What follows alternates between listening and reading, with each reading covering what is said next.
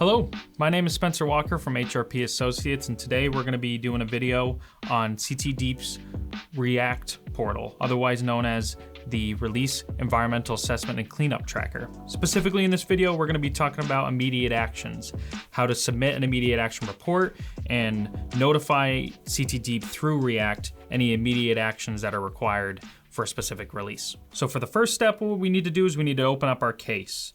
I have a few example cases that aren't real, but for our examples here, we'll pull up one of those cases. It's important to note that if you see UAT test portal at the top, that means you're in the sandbox version of React, not the real React portal. So if you actually want to manage a case and not do an example like I'm doing, make sure you do not see the UAT test portal notification at the top. Immediate actions are important for emergent reportable releases or significant existing releases under the new RBCR program. So for the first step in managing a case that requires immediate actions is to notify Deep that those immediate actions are required. The best way to do that is to click this new immediate action button right at the top of our case. That'll bring you to a new page, and you can read this disclaimer here. It says, please fill out the following fields to notify CT Deep of required immediate actions pursuant to the RBCRs. You can click begin. And for this example, I made a significant existing release case. If you're managing an emergent reportable release or something like that, it might look a little bit different. But the important part here is that we got to select the appropriate buttons and upload any sort of lab summaries for laboratory analytical data associated with our release. In this example, we'll just say that we had impacted soil, and we can submit our lab report for that identified a significant existing release on our site. You can upload the file here.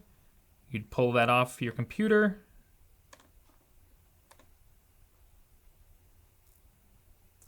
And it'll upload that document right there. Another important note is that React is per submittal has a maximum 300 megabyte upload size. You can select the date of the document and any sort of state it pertains to. Most React cases are going to be CT. And then you press next. And this is where you start entering the details associated with that immediate action. Again, this is just notifying Deep that immediate actions are required. It's not actually an immediate action report saying that immediate actions were completed. Continuing with our example here, we've got, say we need to excavate the top 2 feet of soil. And the most important part here is making sure that you have a correct date of discovery of that significant existing release in this case. The date of discovery outlines when specific deadlines are required for immediate actions. So it's really important you get that discovery date right. And the next part would be identifying any sort of chemicals associated with the release. Check out our chemicals video for React if you don't know how to edit the chemicals associated with your release. I'm just going to click both here and click next. Oop, see, already got a mistake here. Selected case chemicals must have a concentration unit. So the best part is you can actually edit those chemicals from this screen. So we'll just put in some numbers here. We'll say 300 milligrams per kilogram, analytical date, March 2nd, just to match it up with that xylene chemical. And here we go, we can just click those and press next.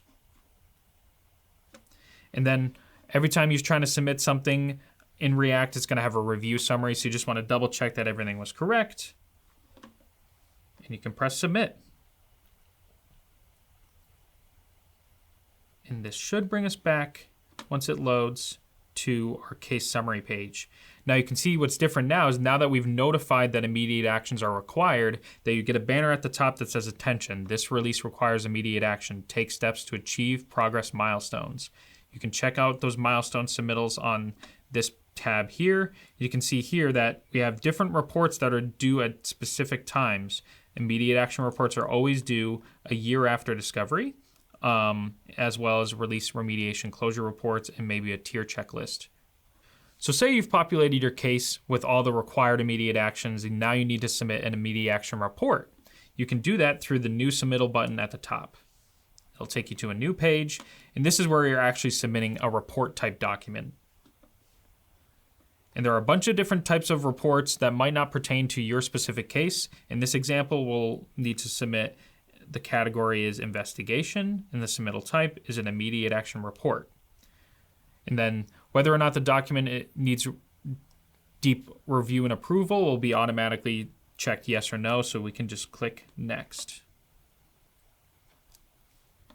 And then the milestones related to whatever submittal you're trying to accomplish, whether it's immediate action report or something like that, will be populated in this next page here. We can just click the SER impacted soil immediate action report requirement, click next, and very similar, you just start filling out the basic information. The date immediate action was completed. Let's say it took us a few days to excavate the soil, and then the endpoint, whether or not you achieved the RBCR cleanup standards or an RBCR transition point. So we'll say that we cleaned it up to the cleanup standards here, just as our example, and then you upload your file here. I just got a test document, but this will be your actual report that you can download as either a PDF, Word document, upload that, click done, and then the date of your document,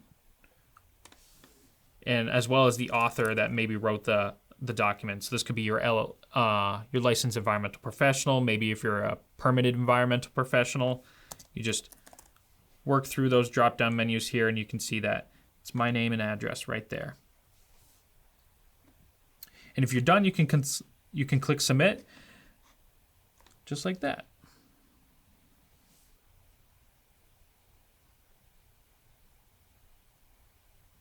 And you can see that while we have submitted our report, it brings us right to the submittal page. This isn't the case management page, rather than a specific React page that's showing the details on that submittal.